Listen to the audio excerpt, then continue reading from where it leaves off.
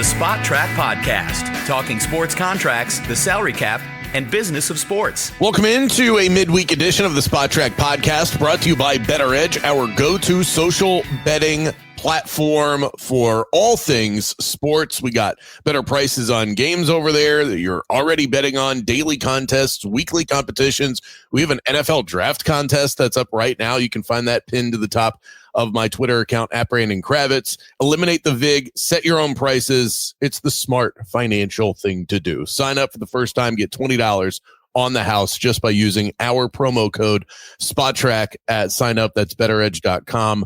Bettor Edge is also offering new markets now, method of the first basket in these NBA playoff games, so you can have some fun with that. Again, that's bettoredge.com. And how about this, Mike? I am putting up 25 of my own dollars for my own account if you are able to finish in first place of the draft competition that I put together. 10 questions about some of the biggest talking points that you and I will discuss on today's episode. I can match that. Should we match that? Oh, okay. $50 to the winner. Look at that. Let's do it. Let's do it. Money bags coming off the top rope. All right. Yeah, we're going to get you guys paid. So go ahead and sign up with that. That will close at the start of the first round. So make sure that you hop in before we get to that point. Hopefully you're listening to this before that. Otherwise, you've missed your opportunity at $50 free. It is, I don't know if I buried the lead on that. It's free to enter this, by the way. Mm-hmm. Free to enter. $50 now to the winner. Make a note of that. Mike, back from vacation as we dip into one of my favorite times of the year. I absolutely love the NFL draft. I love the uncertainty. And I think the thing that always stands out for the NFL draft as compared to some of the others that we follow, the guys that get selected tonight are going to make an instant, immediate impact on the teams that they end up on. And I think with how much we follow some of these guys in college, and even if you don't, just knowing that a lot of these guys are going to be day one starters, making a big impact for your NFL team. Yeah, and by all accords, this draft specifically, while it isn't quarterback heavy, and generally that's the conversation we're having, ad nauseum, it's being classified as a heavy starters draft. So it might be not just today, right? It might be a 2-day barrage of immediate talent hitting these rosters. There's some of the experts that I really, really trust and follow this time of year are saying if you as a team are not walking away with 3 day one starters, you've done something wrong in this draft. It's that deep with boring, good starting talent. You know what I mean? And the fact that we don't have 6 quarterbacks to talk about for day one shouldn't be discounting the fact that this is going to be a very good draft for a lot of teams that, if we're talking about roster construction, which we do quite a bit here, this is how the Philadelphia Eagles got to here. It's not with sexy number 3 overall picks. It's an abundance of starting talent that they can maximize immediately out of the gate. And if not year 1, by year 2, they're hitting the ground running. And by all accords, they're finding 1 or 2 gems from last year's draft in the starting lineup this year, which is why they're able to lock in 5 players to extensions this offseason. So that's I think it's exciting for those teams that are maybe fringe contenders to be looking at maybe 2 to 3 players over the next couple of days here that are going to impact them and maybe even take them to that next level. Definitely the case. Usually the more boring the draft, the more production you can actually get out of it. Every year it inserts so much talent into the NFL. I'm not even sure, if you really think about it, Mike, if there is such a thing as a bad draft. There are more notable years than others, and usually that is because of the quarterback position. But if you could go down the list of every draft over the last several years, and you're going to find so much talent that you're familiar with now in the NFL. And back to your Eagles point, if you think about their offense that we all love so much, and they're so good on both sides of the ball, but that offense is so unique in the way that they operate. How many of those guys on that side of the ball were sexy first-round picks? I can think of one. It's Devontae Smith. Yeah. A.J. Brown was via trade. Saquon was via free agency. Jalen Hurts was a second-round pick. The offensive line is great, but their offensive linemen, this is kind of how they've built their team, is through the trenches and every once in a while taking a swing on one of those positional players in the draft in the first round. Yeah, some of those defensive players had red flags, right? Jalen Carter, Nakobe Dean, and they sort of slipped into their laps a little bit, and they've certainly made the best out of it for the most part. But yeah, I think that's what this weekend's going to be about, is sifting through the combination of both need and best available when there may be 100 players that are worth a damn at the NFL in 2025. That's crazy exciting. So the rookie pay scale has gone up steadily over the past several years. We're now up to $43 million for the number one overall pick. Is there any reason to believe that this number won't continue to increase by a couple of $1 million over the next several seasons? It seems like that's the track that this has been on. I don't know why it would stop, but I'm always curious about these things because logically, trees don't grow to the sky, although I think the NFL has a way of being the outlier to that rule. I did a piece for Spot Track, which I teased on Monday's show, where I went way back here and kind of brought forth all of the major top earners at every draft round, to some degree draft positions. We actually have a view for premium subscribers on Spot Track where you can go and see the highest earning player at every single draft pick. So who's made the most money as the number 8 pick in the NFL draft? We have that. It's just one of those kind of luxuries we have with database data. But to that effect, the rookie wage scale is increasing nicely. It's $3-4 million a year, at least the top of the draft. There is a pretty good cliff after like pick 20, and that's not going away. That's sort of just how the formula works. And from a guaranteed standpoint, most of the first half of the second round is still fully guaranteed. And then things get really funky, especially in the third round where there's some negotiation room. So just to sort of lay out how that's going to work over the course of the next few months, your first rounders will be fully guaranteed with the 5th-year option. And then things start to trail off a little bit. So keep an eye on some of our closer numbers to understand exactly how these things will be working for the next few years. The wage scale outside of a change to the CBA is going to continue to pop like this because the formula for the wage scale somewhat mimics the formula for the salary cap increase and the franchise tags and all that. So all of these things will rise to the top together, and the league is healthy and crazy rich, and there's more streaming and more gambling to be had. So I don't see any end in sight for that. But just sort of round it back, I just spent the last week going through the Matthew Staffords and the Sam Bradfords and all of these rookie contracts that were $60 million guaranteed out of the gate back in 2002 and 2006 and all this pre-rookie wage scale stuff. And I can't even imagine how crazy things were back then, knowing that a player that has never stepped foot in an NFL facility, right, that went through a basic combine interview, and then you had to hand him $60 million and say, you now have the keys to our franchise. And that's, generally speaking, 4 times more than any other player was making on that current roster, right? When Matthew Stafford joined the Lions, right, and made $60 million out of the gate from Georgia as the number 1 overall pick, he was the alpha in that room immediately without ever taking a snap in the NFL. I'm glad we're at least a little bit more logical with how we're doing this now, even though, you know, some of these guys are making pretty good money out of the gate. And now the conversation has to be doubled down on, because now these guys are making good money as freshmen and sophomores in college. So that now gets compounded onto this rookie wage scale. So it's a really good situation, I think, for both team and player. But you asked me a pretty good question, and I think I'll ask it back to myself here for this podcast, which is, when does the value start to dissipate? When does it become too diluted that these players are making so much money? Are we ever going to get back to that Matthew Stafford scenario where these guys walk in rich men and the money is secondary? Because I do think we've seen that in the NBA, Brandon. I do think there's a level of the NBA, especially in the regular season, even for these second-year, third-year players, where you can feel like these guys are 22-year-old, $100 million men. And at times that shows on the field. So we're not there, but are we approaching that point in the NFL where the competitive balance of the game is going to change because of the money? We're probably headed in that direction.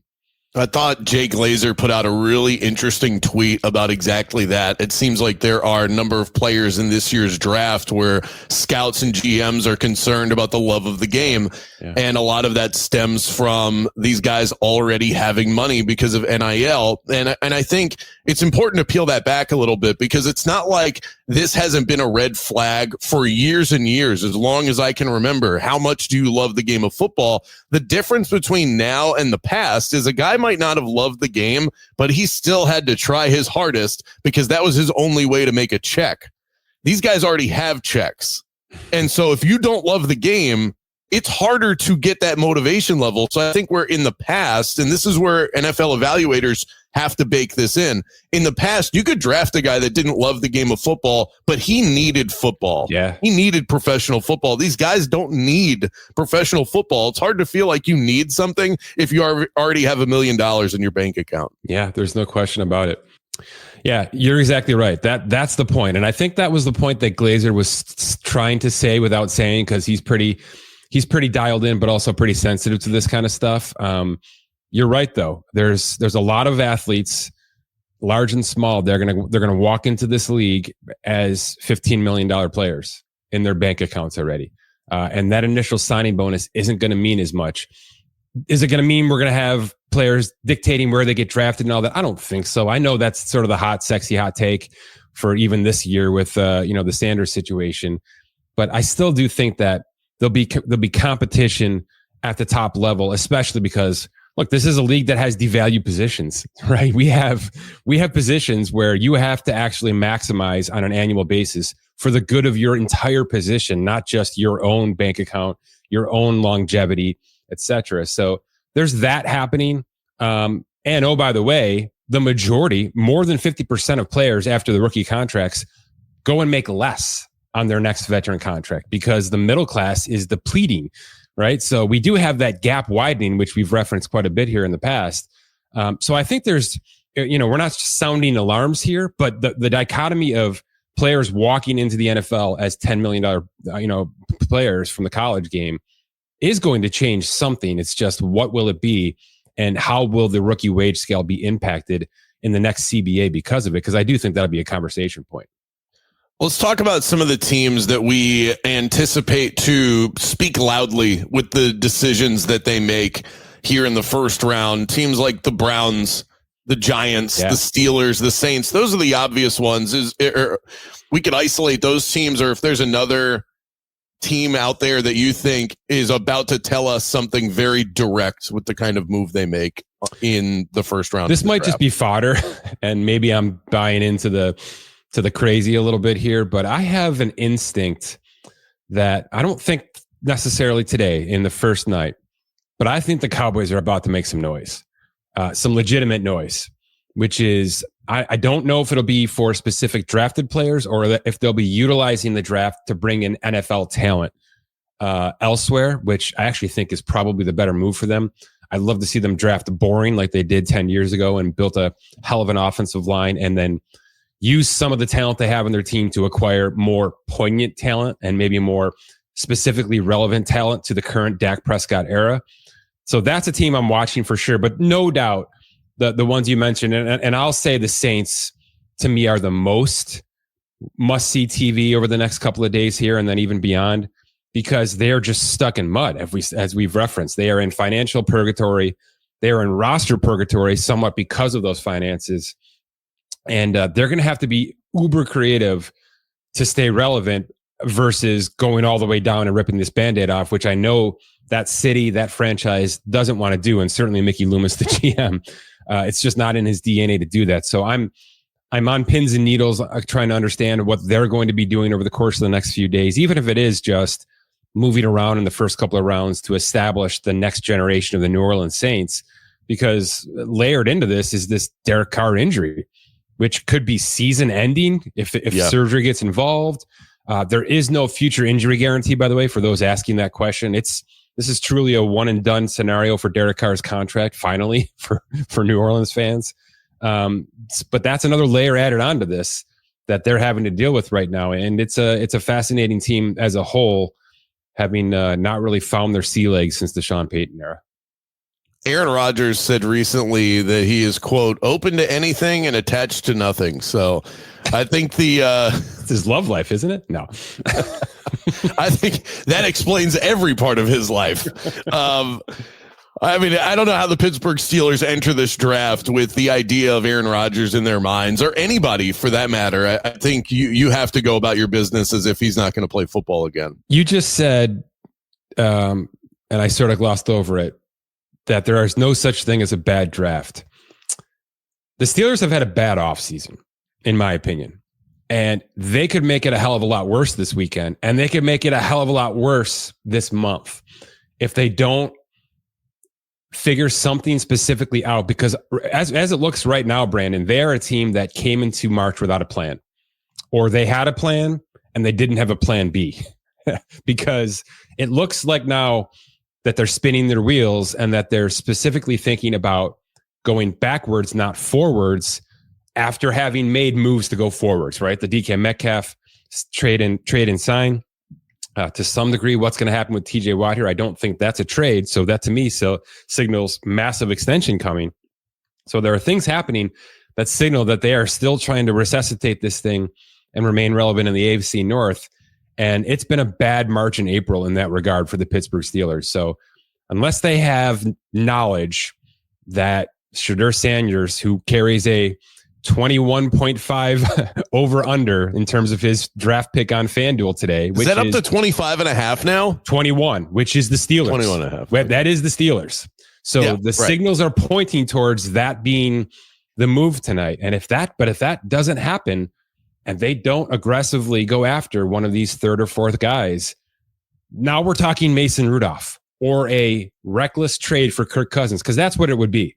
You'd be giving up a reckless 2026 draft pick for Kirk Cousins as a Band-Aid to something that didn't go right for you over the course of the next 2 months. So that's a fascinating situation for a franchise that has just been almost bulletproof, and maybe that's been media driven because they haven't been Super Bowl relevant since the Ben Roethlisberger era. And oh, by the way, not a lot of his career either. He had tons of early success, and then most of the Ben era was just sort of pomp and circumstance, right? So maybe we're sort of been dangling the Pittsburgh Steelers along too much here, and this maybe is the nail in the coffin. But that's a team that, from a roster construction standpoint, has been red button pushed down for me since March 13th, and it hasn't gotten much better. I think in the NFL, we judge teams, organizations less harshly when they live in the middle. You can't do that in baseball. Fair. You can't do that in the NBA. The NBA will crucify those teams.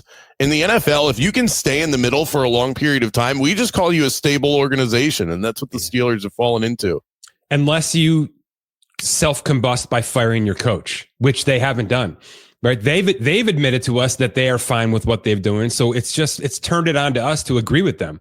But if they had fired Mike Tomlin, then we would have turned course and said, "Oh, they've finally admitted that being 9-8 isn't good enough." Well, they haven't done that yet, so we'll see. If Ashton Ginnitti indeed does go top 5, which it's looking like, in my personal opinion, I think it's smokescreen stuff. But it is possible. Will that say more about him or the current state of the running back position, which I'm always trying to, is this you having into? Like false irrational confidence for the Jacksonville Jaguars market that you have to work in every day? Because I can't stop hearing that that's the move. I just don't buy it. I really don't. I think I think when you think about it, Mike, with the timing of this becoming a story, screams Jacksonville wants to move back. And so they're going to create this steam over the player they think has the most interest so that they can drum up that sort of, fascination. Can I tell you that both of these outcomes would be phenomenal for that team? If you want to tell me you're drafting Ashton Ginnitti as a way to handcuff whatever issues Trevor Lawrence has, I'm in, because I think he's that type of an elevating player. If you want to tell me that you're using the Ashton Ginnitti juice to acquire 3 more draft picks in 2025 because your team needs that many holes plugged still, I'm in, because new GM who has been uberly aggressive, and this is just the icing on the cake of aggressive moves.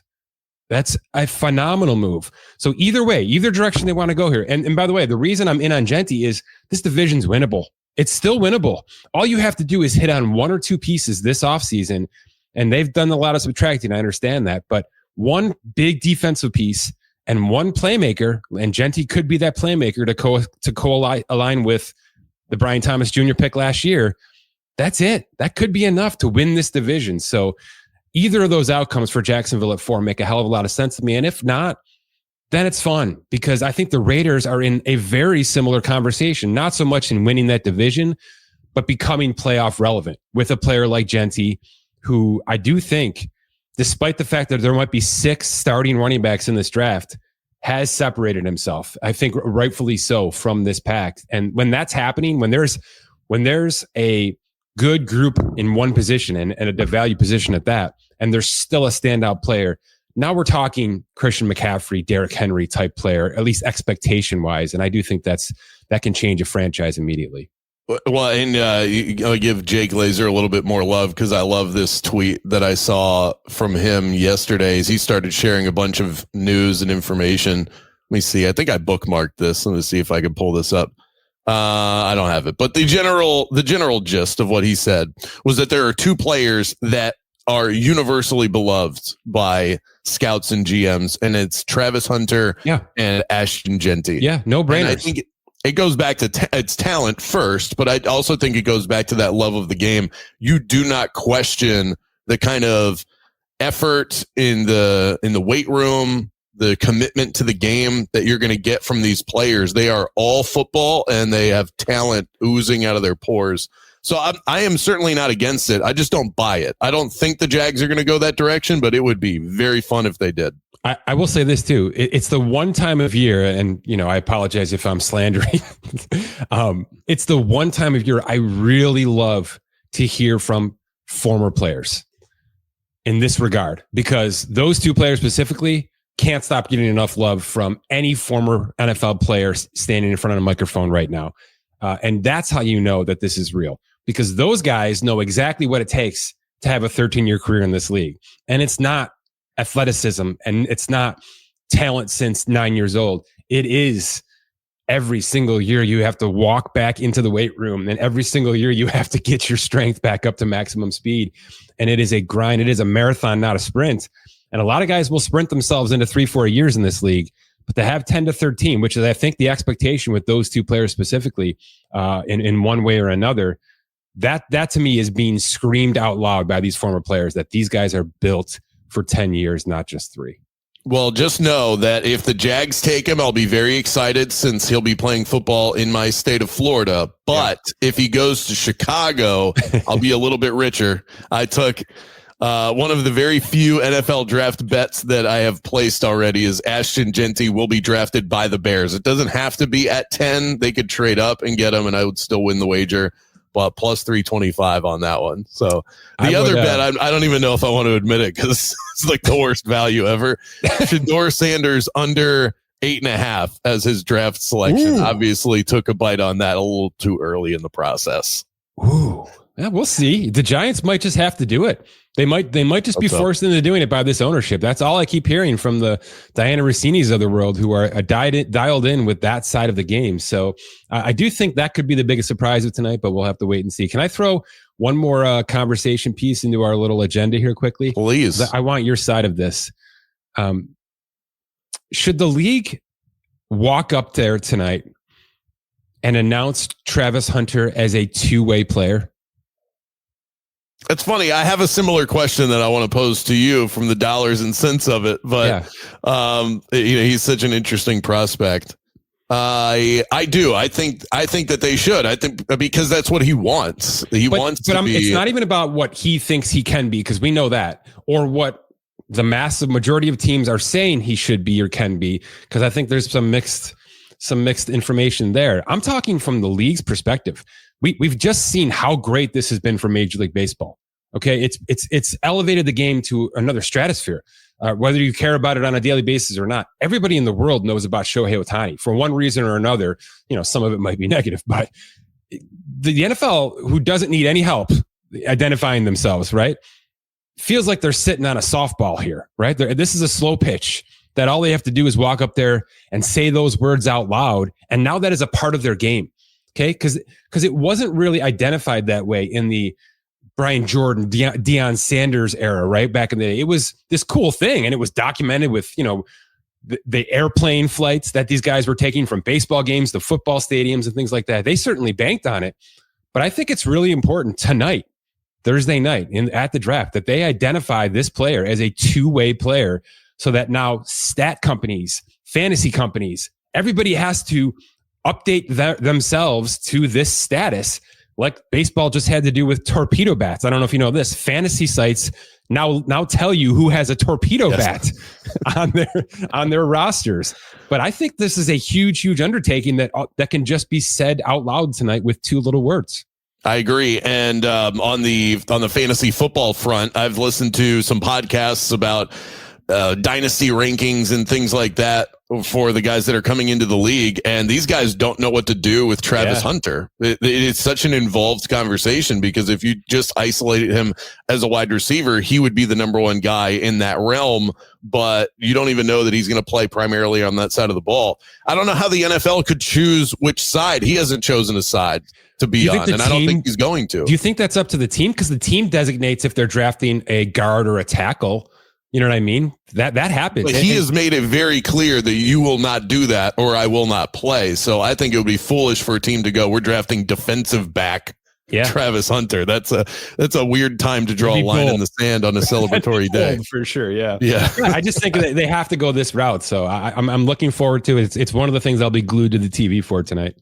For him, on the financial side, if you were his representative, what would you tell him to do as far as what let's say the NFL or the team that's drafting him asks, how would you like to be identified if you're just trying to simply optimize dollars, what would you tell Travis Hunter? It doesn't really matter yet. Okay. But when you start getting into the 5th-year options and the franchise tags, which I hope he never has to get there, because if he's a hell of a player, he's going to be extended in 3 years. That's just it. It's going to be done. But if there's some, hearsay and the Browns, let's just assume it's the Browns. If the Browns are slow playing this process a little bit, now we're getting into those calculations. And now it comes down to snap counts, which is hysterical because that's all we're talking about right now is snap counts with these two positions. But it will matter. It'll matter to the value of his 5th-year option and his franchise tag. And it will come down to what is he primarily, from a statistical standpoint, utilized as. And he will be watching that. And his agent will be documenting every single snap count from every single game. And based on where things are, and they'll be utilizing sites like ours to understand where these 5th-year option values are coming in. And as of right now, the wide receiver blows the cornerback out of the water in that regard. So if that matters, and if it's close, there's going to be some pressure put back on that team to say, look, it's important to us that you make sure that he is majority wide receiver for the next 18 months so that this math is in our favor. And if you don't make this happen, we're going to say stuff out loud and make this a public thing, just like we've seen with incentives and other things happen before. So yeah, there's a chance that this gets really fun from my side of the spectrum, but I think he's going to be a hell of a player and it's not going to matter in 3 years. This is so exciting for you because this is very rarely do you get something this unique that comes across the table. Yeah, it's good. By the way, I still spend time on Shohei Ohtani trying to understand how to value him because now he's about to hit the mound again and we're going to have to start that process back up. So yeah, it's an annual process to understand just where this player sits. And when I have to start running market values, you will see 2 different versions of Travis Hunter in SpotTrack's valuation system. There's no question about it. Let's get to our quick hits to wrap today's episode. Bit of breaking news today. Tyler Lockett signing with the Tennessee Titans, 1 year, $4 million deal worth up to $6 million. The Titans officially now have what feels like the most randomly thrown together, picked up off the waiver wire wide receiver room in the NFL between Van Jefferson, Calvin Ridley, and Tyler Lockett. But what do you think of the move? It's a fine move. I was kind of hoping for better for Tyler Lockett and maybe finding a contender, but I guess that could happen at the trade deadline still. I think the timing of the move is the most important discussion point, right? You're announcing this on draft morning, the Thursday before you're about to take the next franchise quarterback. I don't think that's a mistake, right? I think this is we're doing everything possible to make Cam Ward's first year as clean as it could be by bringing in a savvy, experienced veteran wide receiver to round out that room, which, as you just noted, looks about as bad as it could be in the league right now. I think I don't even think you mentioned Traylon Burks, who's the first round pick. They're going to decline that 5th-year option and make him walk next year. But it's, to me, the timing says that they're taking Cam Ward. They're going to run this thing out there and hope that they don't get him killed in year 1. But yeah, it's an odd decision for Tyler Lockett, which makes me think he just didn't have a market. If I'm being perfectly blunt about this. So Paige Bueckers was, of course, the number 1 overall pick in the WNBA draft recently, but I read that she also committed to the Unrivaled League, which she might even have a stake in. But, yeah. Right? Is that part of the story? Yeah, some equity. So she's set to make more in that league, and I don't know if that has something to do with her equity in the league itself, but she's set to make more than her WNBA salary. And we know that those scales for the WNBA are low. That's a constant talking point for us. But my question is, how is this Unrivaled League churning a profit if they're paying players as well as they're paying Paige Bueckers and some of the other stars like Angel Reese that have taken part in this? I don't think they're turning a profit, to answer that part of the question, but I do think that they're amped up in advertising, and they certainly have a good backing. So where that backing comes from, I'm not perfectly clear, and it could be a Saudi situation, for all intents. But there's no question that they are coming in swinging to publicly put the WNBA on notice. I mean, they are the ones leaking this story. It's not just some Instagram meme, right? And by the way, her salary is not an accident with the Unrivaled. So the $350 that she'll make this year from Unrivaled, and that I think that's outside of the equity stake, which probably won't come to fruition for a bunch of years down the line if this thing stays together. But the $350 she makes as a salary from Unrivaled is almost identical to the 4-year contract she just signed with the Dallas Wings, which comes in at $348,198 to be exact. So that's not an accident either. That's purposeful. And that's the marketing ploy that they're using. And by the way, it's pretty brilliant stuff. They are using this as free advertising right now for people to go and watch Paige Bueckers make good money, decent money with their system in a much more wide open space where she's going to flourish, by the way. She's going to be outstanding in this league. And then, what will she look like in Dallas with the WNBA? We'll wait to see. But I'll just finish on a positive. I'm glad that all of this exists because to me, this has been a phenomenal 3-year run here for women's sports as a whole. Huge. And I think the basketball side of this is about as peak as it has been ever, even going back to the Taurasi years. We're in a really good year right now. And the fact that Paige Bueckers has this immediate offer on the table and that she took it, because Caitlin Clark had this offer and declined it last year, but Paige Bueckers took this. The fact that there's every single year now coming out of the draft, somebody that is this marketable to be handed this kind of a salary in the United States of America, because they've been going to Europe for this for years and years and years, is just a positive thing. And we've got to keep continuing to make it a positive thing.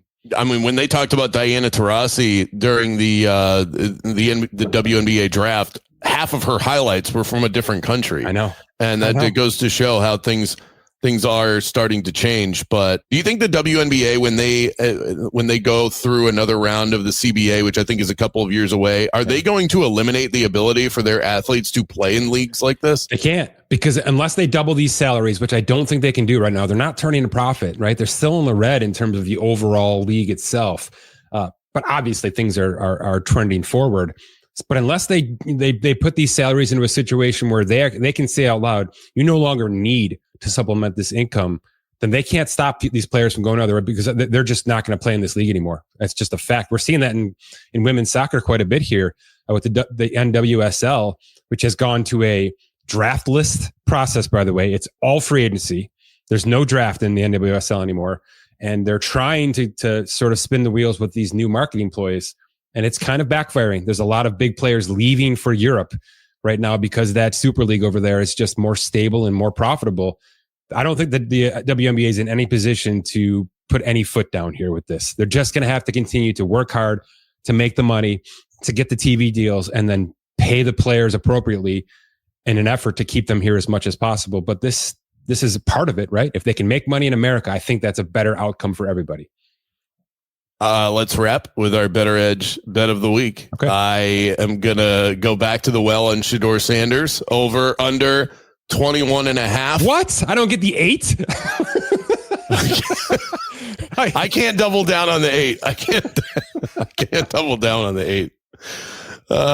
Would you? Well, let's discuss this then. Would you take the over? I obviously am pot committed to the under at a much lower number, so I would definitely take it.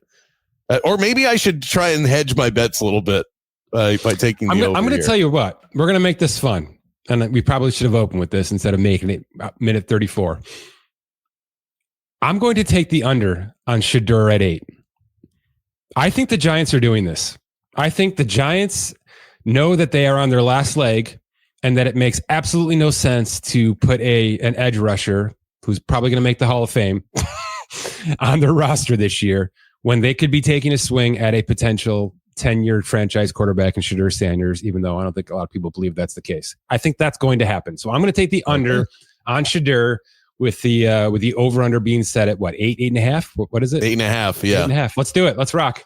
All right. That means that was a sweat. I get to hedge out of that bet. So thank you for that. This episode has been presented by Bettor Edge. Sign up, try it out, bet with your friends, just like we do over at bettoredge.com with the promo code SPOTTRACK for $20 at sign up. Also, go and check out the SpotTrack website, spottrack.com, for all of the latest in the sports contractual world. Enjoy the draft tonight. Yep.